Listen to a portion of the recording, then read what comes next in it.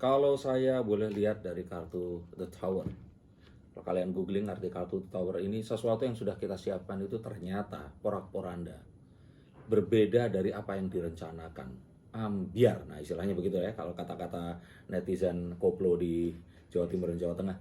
Ini itu persis seperti kondisi politik yang kemarin itu satu partai besar tinggal keluarga Pak Presiden, terus kemudian semuanya jadi berantakan. Dan ini rupanya akan terjadi juga kepada banyak sendi, kita omongin kehidupan perartisan ya.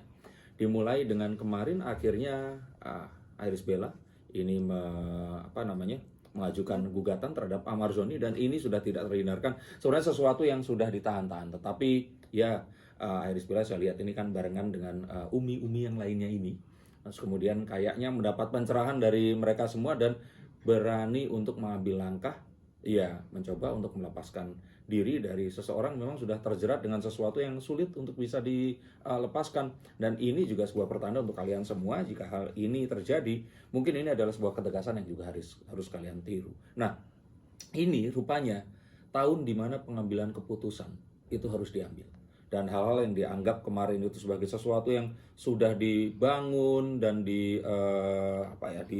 disusun, itu kalau ternyata memang harus hancur demi sebuah hal baru yang akan menyelamatkan kehidupan, ya itu yang harus diambil. Jadi ini adalah tahun dimana seperti saya katakan sebelumnya, ini tahun pembalasan dendam, tahun dimana segala sesuatu yang mungkin selama ini itu tidak terjawab di sini, tapi memang akhirnya menjadikan kerugian kepada banyak pihak yang mendapatkan akses atau sebuah impact dari ketegasan kita itu tadi. Nah, ini juga tahun dimana nantinya ada banyak orang-orang yang juga mungkin perceraian artis itu terjadi di sini. Keluarga-keluarga yang selama ini itu dianggap mereka ini mungkin baik-baik saja, harmonis, ternyata menyimpan banyak hal yang memang harus diambil keputusan sekarang juga. Tapi ini juga tahun dimana akhirnya orang-orang ini ditakutkan juga di saat bersamaan mengambil sebuah keputusan yang keliru, terutama jika ternyata ketegasan tersebut tadi tidak didasarkan dari sesuatu yang memang mengalami sebuah assessment atau sebuah penilaian sebelumnya. Ada banyak pro kontra, misalkan dari rencana pernikahan antara BCL dengan siapa? Ya kakak kelasnya waktu sekolah dulu, yang juga ternyata setelah digali oleh netizen ternyata memiliki masa lalu perceraian dengan 3 anak, dan tetangganya. iya katanya ada permasalahan finansial di situ. Nah, nanti kalau nikah dengan BCL yang memang sudah kaya raya, yang tadinya memiliki suami yang juga seorang bangsawan ya kalau nggak salah ya, almarhum itu tadi.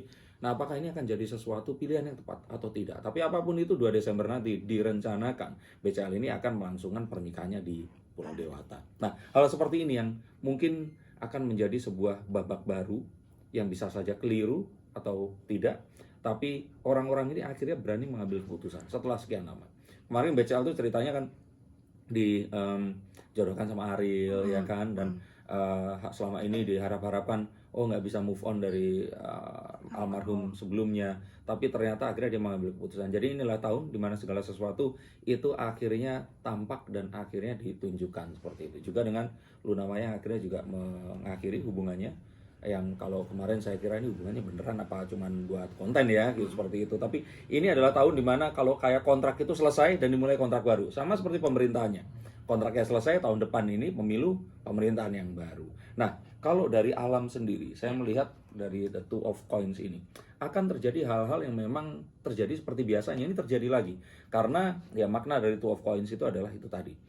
Artinya apa? Kita harus mengingat beberapa data di belakang ini. Kalau saya lihat itu, ini saya browsing beberapa, rupanya itu ada letusan Gunung Merapi itu November 2010, dan terus kemudian ada gempa dan tsunami Aceh itu Desember 2004, gempa dan tsunami Flores Desember 92, dan gempa tsunami dan likuifaksi di Donggala itu September 2018. Ada juga gempa Cianjur itu November 2022. Jadi November Desember ini harus diwaspadai dengan gempa yang mengakibatkan tsunami, juga hujan deras yang mengakibatkan banjir. Hal-hal seperti ini yang harus hati-hati saat nanti akan terjadi. Itu artinya untuk kalian semua, keluarga-keluarga yang mengunjungi tempat wisata di akhir tahun 2023 ini, diharapkan untuk tidak datang di siang dan sore hari. Kalau bisa pagi atau mungkin sore menjelang malam, itu kondisi ya cuacanya akan lebih baik. Dan kalau ternyata kondisi cuaca tidak kondusif,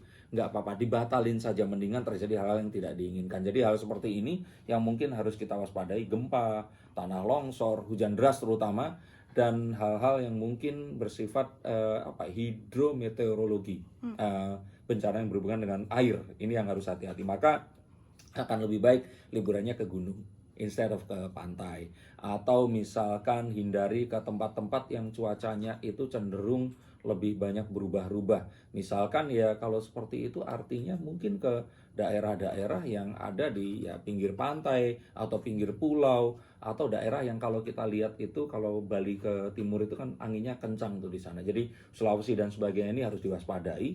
Dan juga kalau selat, misalkan kayak di Selat Sunda dan juga daerah-daerah sekitar Aceh dan sebagainya, ini juga harus diwaspadai. Nah, perihal misalkan kecelakaan, ini juga berbanding lurus. Dan sering ini saya lihat bahwa ada sebuah kecelakaan pesawat yang nantinya akan berhasil untuk digagalkan. Jadi hampir, tapi terus ternyata nggak jadi seperti itu. Karena ya orang-orang ini yang berusaha untuk bahu-membahu agar ini tidak terjadi, dan juga hal yang kemampuan manusia ini menyelamatkan dari hal itu tadi. Jadi nanti kita akan lihat hal itu. Tapi sayangnya kapal tenggelam ini sepertinya akan terjadi di penghujung tahun. Dan harapannya ini sama seperti kemarin ada kapal yang tenggelam tapi lebih banyak orang yang selamat, itu yang diharapkan di sini.